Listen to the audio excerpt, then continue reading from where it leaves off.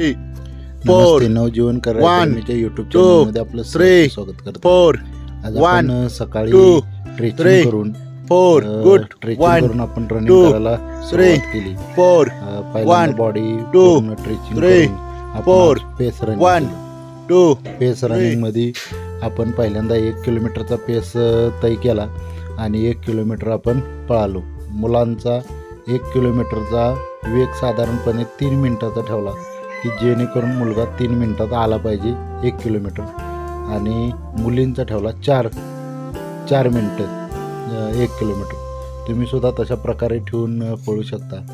आणि आपल्या पायात साधारणपणे स्टेप ठेवायची 3 पावलाची आणि एकसारखं पळायचं. पहिल्यांदा हळू पळायचं आणि शेवटला फास्ट वाढायचं जेणेकरून आपलं टायमिंग कवर झालं पाहिजे.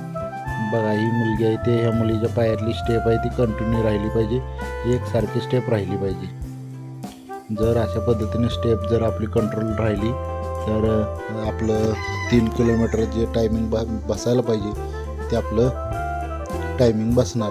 बघा, अशा पद्धतीनं मुलं पळत आहेत. पळताना त्यांच्या पायातलं टायमिंग मुलीसुद्धा बघा मुलासनी धरूनच पळतात. मी हळूहळू एक एक मुलाला मागणं व्हिडिओ करत निघालो.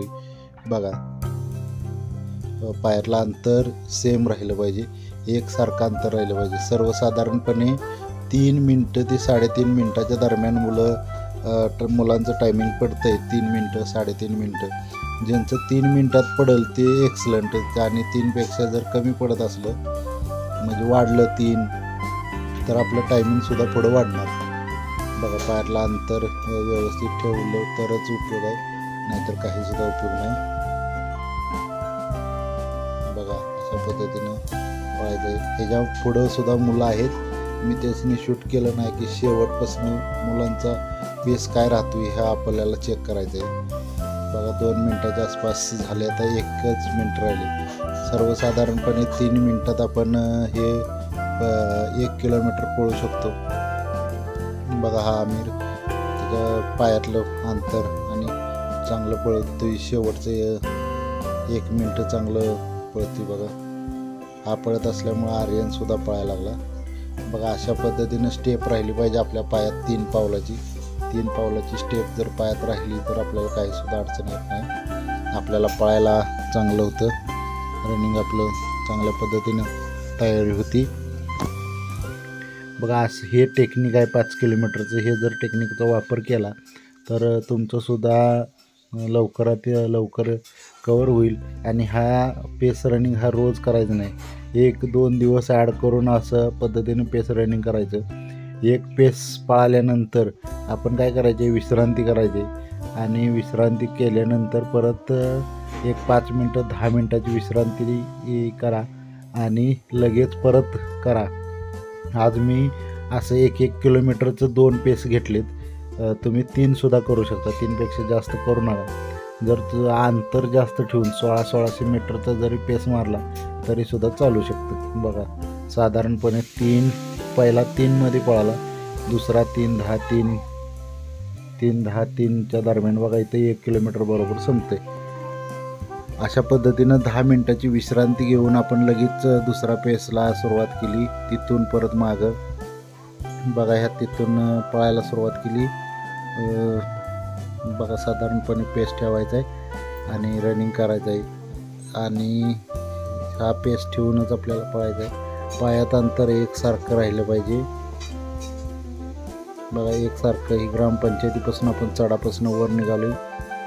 साधारणपणे रनिंग करायचं आपल्याला, इतकं जास्त वाढायचं पण नाही, काय हे पण करायचं नाही. फक्त पायातली स्टेप स्लो होऊन द्यायची नाही.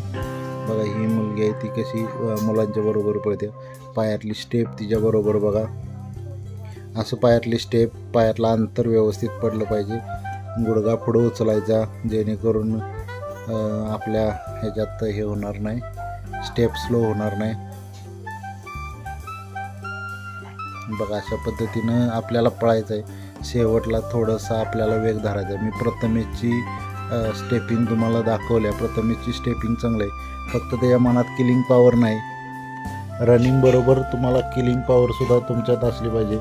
तुम्हाला ज्यावेळेला तुम्ही रनिंग करताय त्यावेळेला रनिंग करताना तुमच्यात पॉवरसुद्धा असली पाहिजे. की आपल्याला त्रास झाला तरीसुद्धा आपल्याला पळायचं आहे, ही आपल्यात मनात किलिंग पॉवर निर्माण झाली पाहिजे. आता आपण बघा हा ओमकार आहे, त्या ओमकारची स्टेप बघा, पाय बघा, हाताची मुवमेंट बघा, या सगळ्या मुवमेंट घडल्या पाहिजेत. ह्या मुवमेंट घडल्या तरच तुम्ही एकसारखं पेस पळू शकता, एकसारखं रनिंग करू शकता. आणि मी कायमस्वरूपी तुमच्या मागणं पळताना तुम्हाला बोलायला ह्याला नसणार आहे. तुमचं तुम्ही स्वतःचं स्वतः करायचं आहे, स्वतःचं स्वतः मनात किलिंग पॉवर निर्माण करायची. बघा अशा पद्धतीनं पळायचं. प्रथमेशची स्टेप मी पुढं शूट केल्या बघा, तीसुद्धा प्रथमेशची स्टेपसुद्धा अतिशय सुंदर प्रथमेश पळतोय बघा. अशा पद्धतीनं गुडघा पुढं सपाट झाला पाहिजे, पुढं गुडघा उचलायचा, जास्त पाय मागं निघालं नाही पाहिजेत बरं. आणि एकसारखं बघा, ह्याचा गुडघा एकसारखं पळायचं, एकसारखी बॉडीची मुवमेंट झाली पाहिजे, तर तुमचं टायमिंग चांगल्या पद्धतीने पळतं बघा. बघा ह्याचा ही मुवमेंट बघा, हाताची मुवमेंट बघा, अशी हाताची मुवमेंट झाली पाहिजे बघा. पिवळा शर्टवाला आहे तो प्रथमेश आहे बघा, रोहित आहे. गुडघा जसा पुढं होईल तसं बघा आहे का, व्यवस्थित पळते.